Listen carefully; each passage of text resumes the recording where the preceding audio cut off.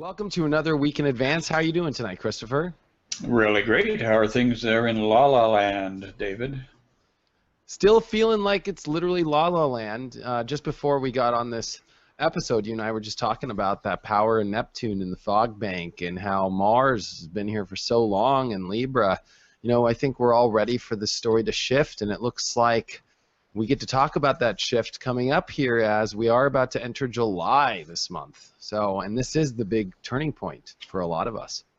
Yeah, it absolutely is. The only real other cycle of challenges will be coming up. A little bit of edginess next year in the first quarter, first half of the year, but by and large, I think we're moving out of that cycle of just like getting slammed over and over and over again. So, and we have this regenerative energy now with the moon coming to newness, renewal in that wonderful sign of Cancer, and the moon loves being in Cancer. So I think this is going to propel a lot of people forward with things that have been kind of offline for a while. Yeah, this is definitely a new moon that we're ready for because the last new moon was in Gemini and it was squaring Neptune. So what a month of, sometimes, it can be confusion. It can be beautiful as far as really, connecting with spirit in some sort of ways. But reality, I think, has just been kind of all over the place. It's been kind of like shuffling cards or 52 pickup. All the cards fall off the table and you have to pick them all up. But I think this Cancer energy comes into root somewhere because really it is about our emotional roots. It wants to find a home. It wants to nest. And finally it can, as the moon comes home to its home sign, to rebirth.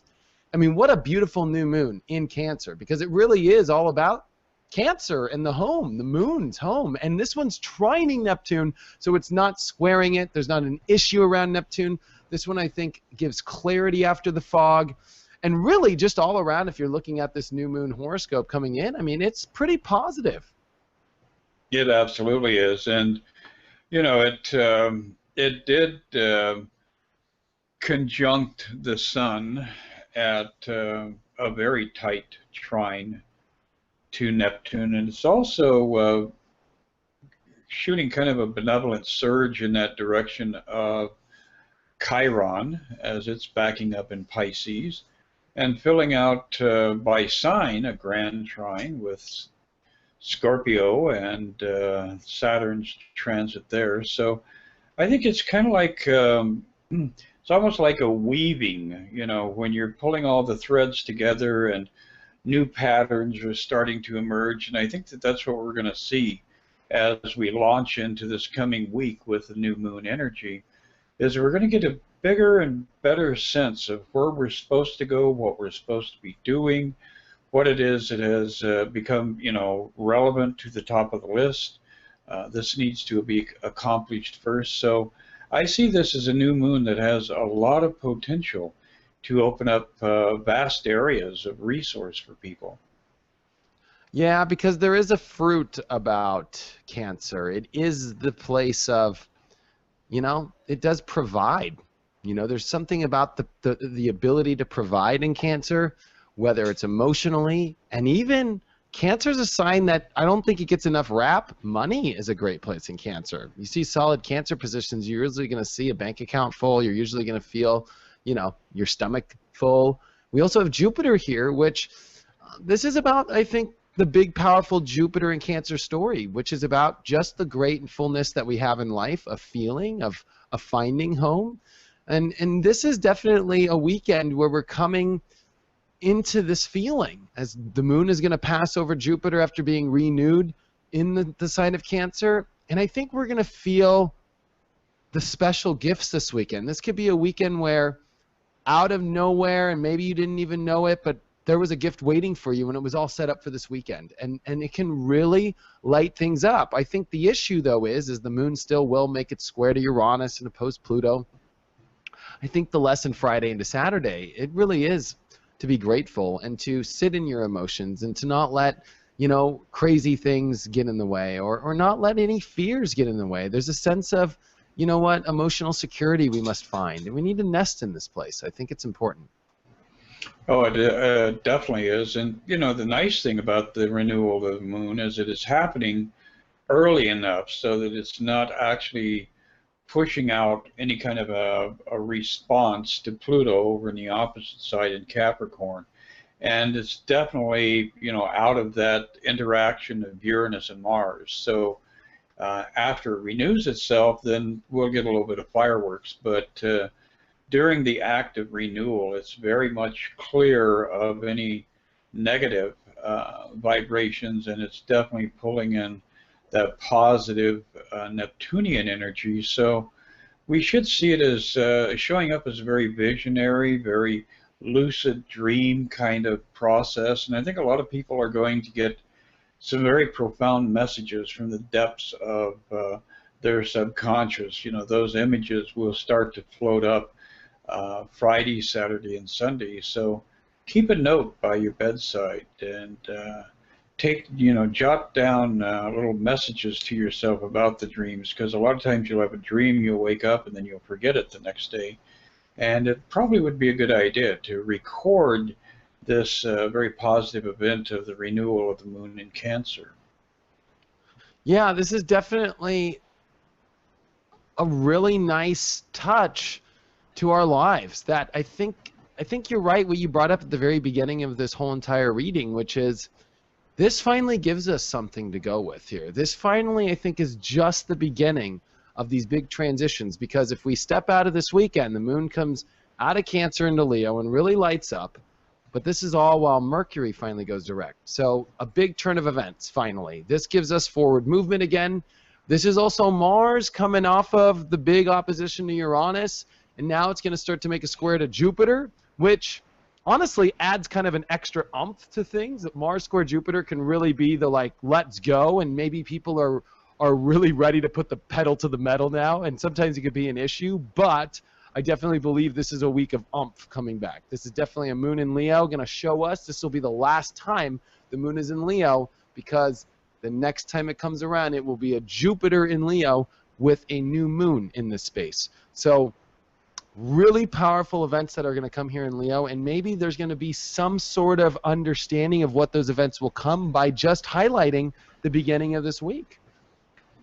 Exactly. And, you know, of course, we've all been patiently waiting for Mercury to do its thing and finish up its little backward dance and turn around again. And so whenever Mercury goes retrograde in Gemini, I've observed myself that it definitely has a profound effect on finances in your life. So if you've been waiting on people to pay you, if you've been looking for resources that you haven't been able to discover, I think the shift, the fact that the shift is occurring in Gemini and then it enters into Cancer as it advances, to me that's pulling that energy of money and communication into that region of the home and the nest, and where you're placing your values and where your valuables are stored. So I think it's going to be a really noticeable, experienced kind of phenomenon when Mercury goes retrograde or goes direct this coming week.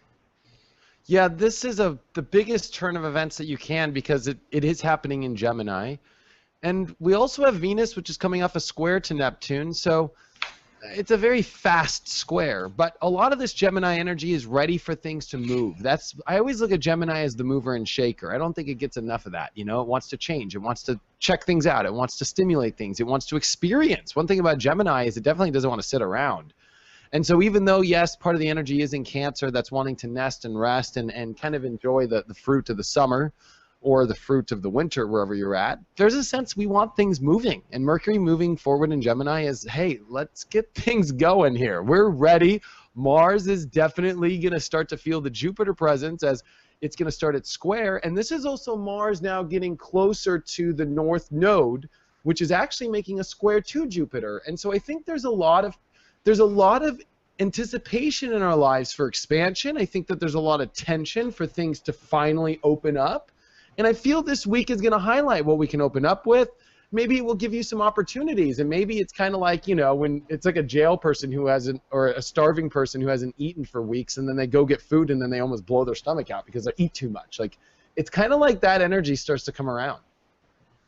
Yeah, it is kind of a ziggy energy, and you do have to monitor yourself as these energies come online, because they will definitely kind of flood your own personal energy fields. So it is important to stay grounded and stay focused, and to have that expectation that, you know, with that advance of Mercury and Mars finally clearing some of the extreme energies of that opposition and that square energy, I think we are going to be feeling very much inclined to get out, travel, socialize. I think this is going to be an entire week of people being motivated to reconnect and regroup and reorganize their shared vision, the collective vision.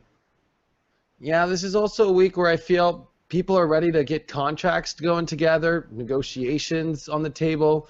Things are ready to move. People are ready to make the things done. And it is advised as an astrologer, especially a Mercury in Gemini, to allow these conversations to happen. You know, don't be afraid of it. Maybe there's that Saturn in Scorpio where people are afraid to make moves, where Saturn is at its stopping point. It's now going to reach 16 degrees, and this is where it's going to go direct on July 20th.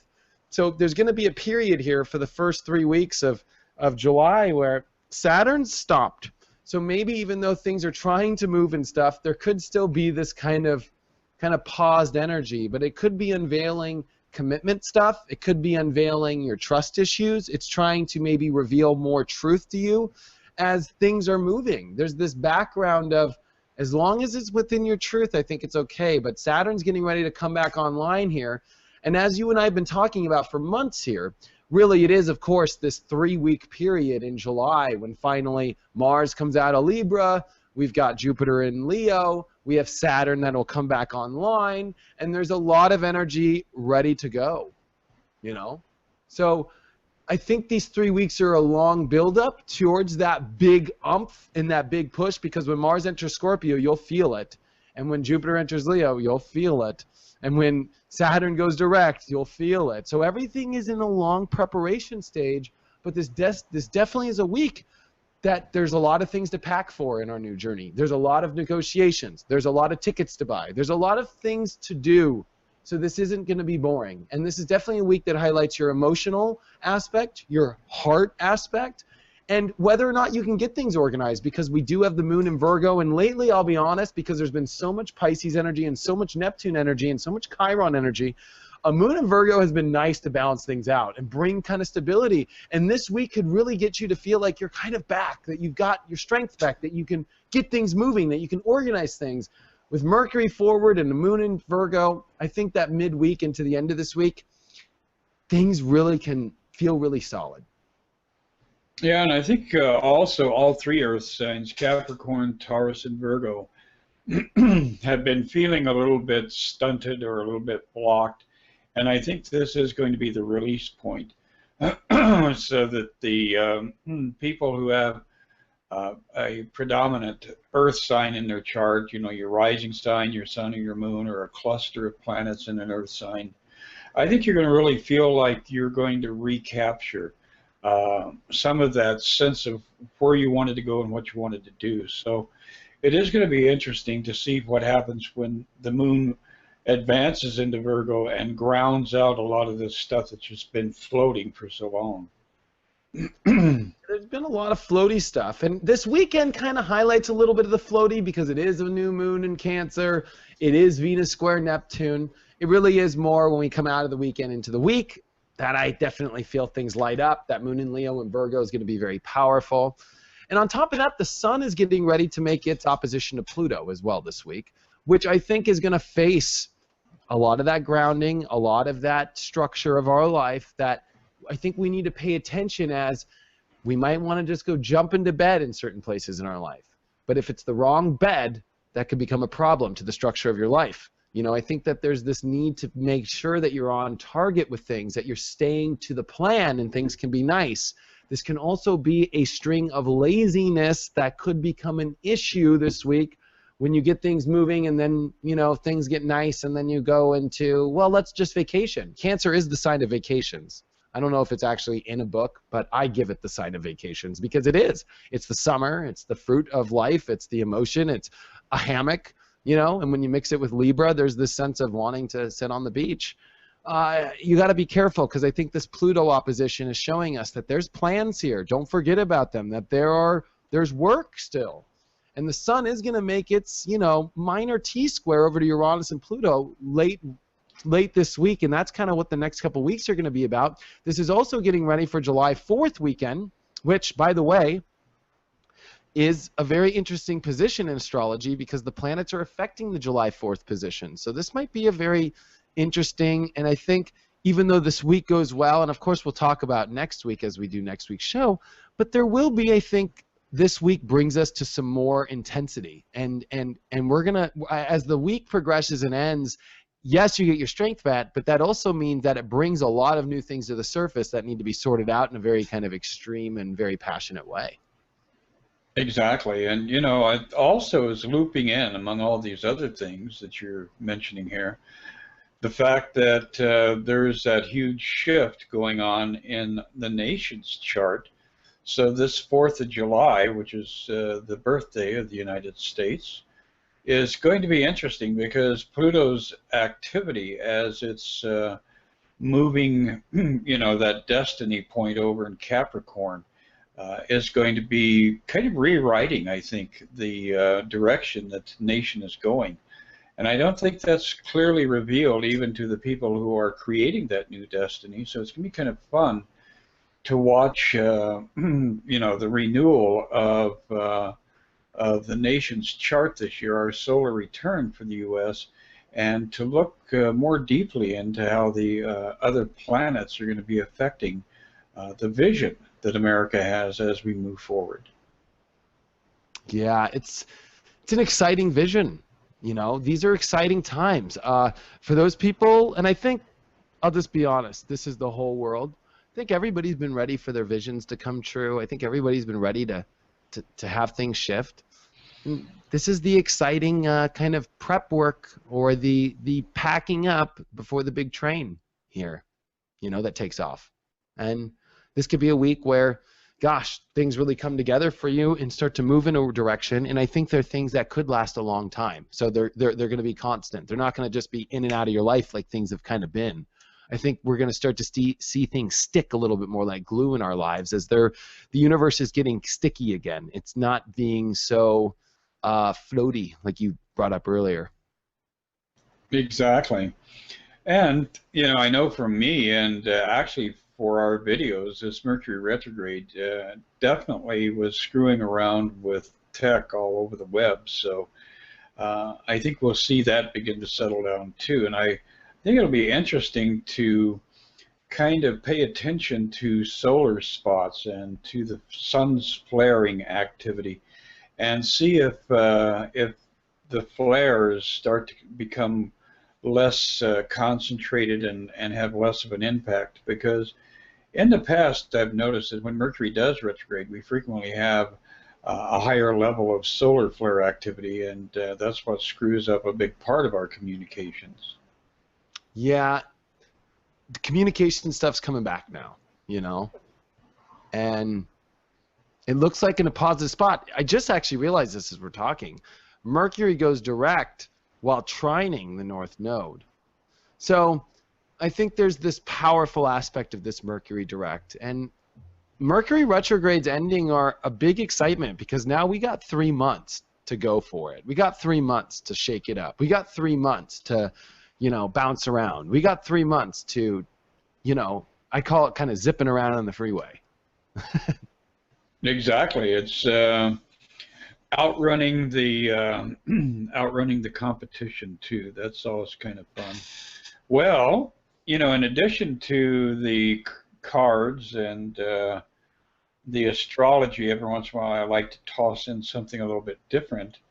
And tonight, as we were preparing, I pulled up one of my rune stones to see what the energy was. And this is a very positive, powerful energy flow that's coming into play here.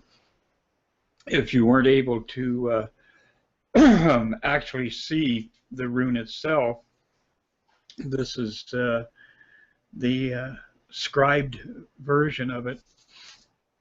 And this is the rune Jera, and it is the rune of success. So that, I think, bodes very well for Mercury going direct also.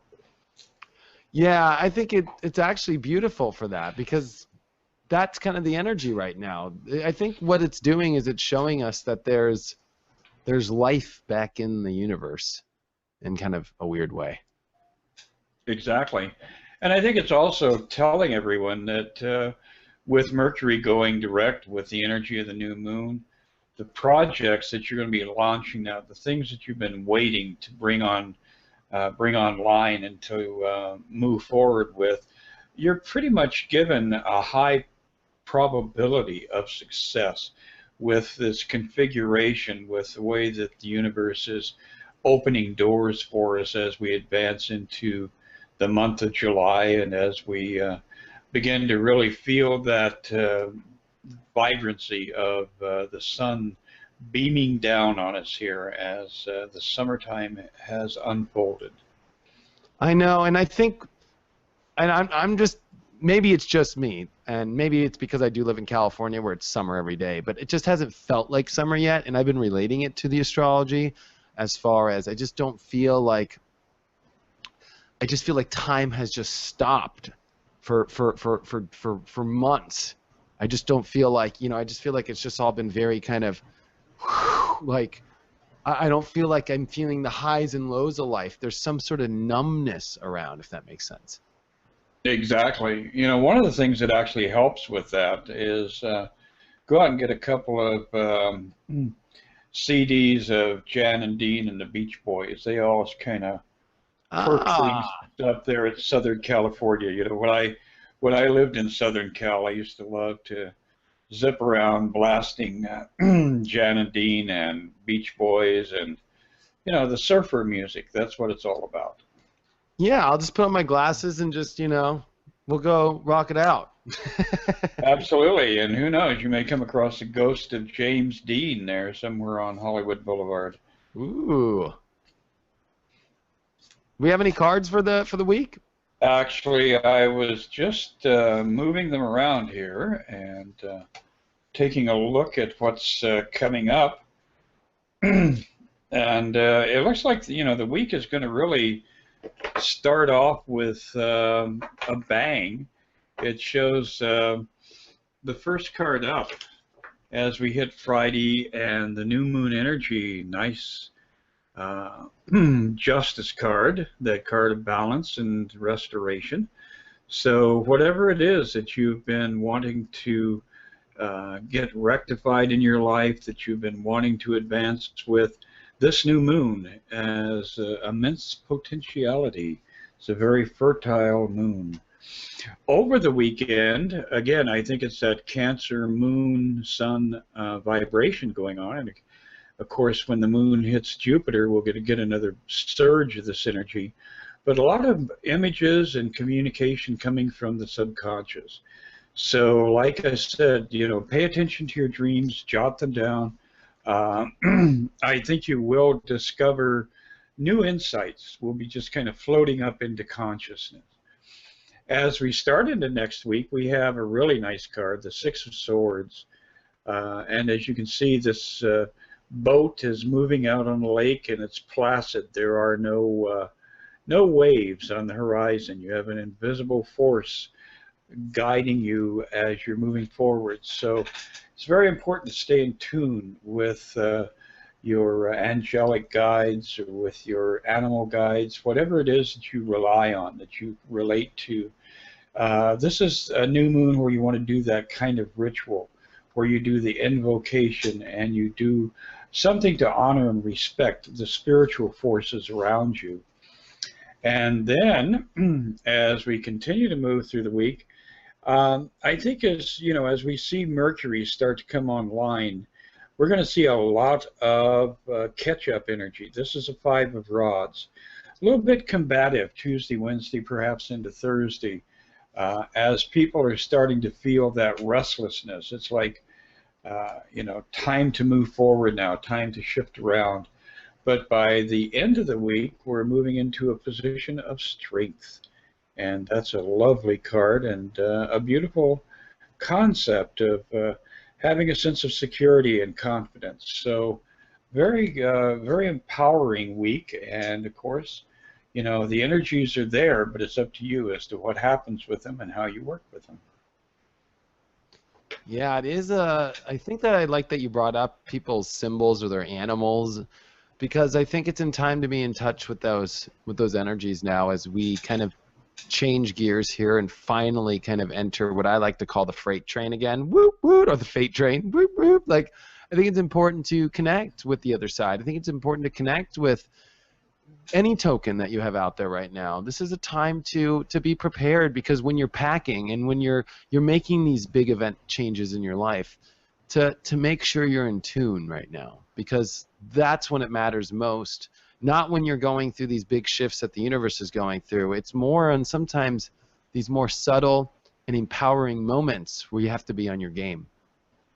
That's exactly right. And you definitely have to surrender the ego's inflated kind of image that it presents to us of itself, because that is one of the most severe blockages that you will have to communication with your higher self. So this new moon would be a good time to do the meditation and to really kind of diminish that ego identity and see yourself as part of a greater process that's unfolding throughout the universe, and know that this intimate connection is something that's sustainable.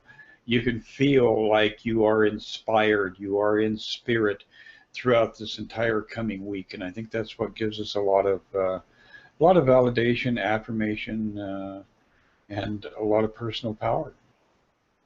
Well, this is going to be an excellent week, and I think, you know what? I think you did an excellent job of bringing out a lot of great insights today. Especially the cards were wonderful, and I think we're tuning in and helping people see that this really is a new start for a lot of us. And even though this isn't the official starting gate, this is, like the Olympians when they get to the starting gate, when they put on their uniform, where they talk to their coach, when you can actually like get ready, if that makes sense.